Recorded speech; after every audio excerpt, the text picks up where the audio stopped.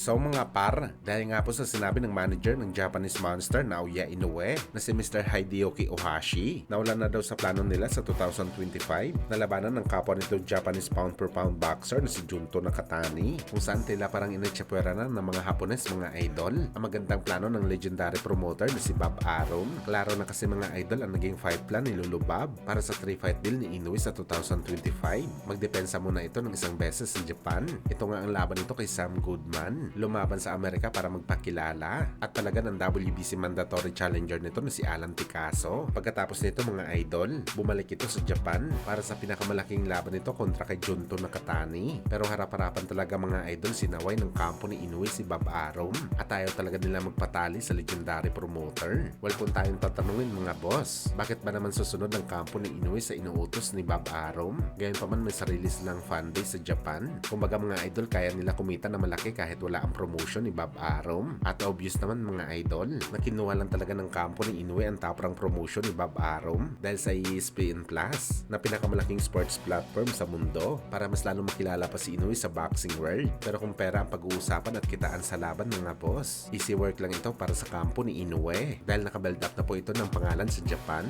Full support ang mga Japanese people sa mga laban ni Inoue na siya talaga ang dahilan bakit kumikita na malaki ang bakbakan nito. Sa madaling salita mga boss, mas kailangan ni Bob Arum ang kampo ni Inoue kaysa sa kailangan ni Inoue si Lolo Bob Arum. Kaya hindi nito kailangan sundin ang plano ni Bob Arum sa kanyang future fight. Samantala hindi naman natin masisisi mga idol si Bob Arum sa kanyang mga planong laban kay Inoue. Bukod sa gusto nito kumita na malaki sa laban, balak niya talaga maging ganap na global superstar itong si Inoue. Hindi lang sa Japan pati na rin sa buong mundo. Legendary ng estilo ni Bob Arum sa pag-promote at isa sa mga pinasikat nito mga idol. Walang iba kundi ng ating pambansang kamao Manny Pacquiao. Ginawa nito global superstar si Boss Manny. Sa halos 5 taon pa lang nito ng pamamalagi sa top rank at malamang ito sanang gusto na mangyari ni Bob Arum kay Inoue. Pero ang problema talaga dito mga boss, merong sariling desisyon ng kampo ng Japanese Monster.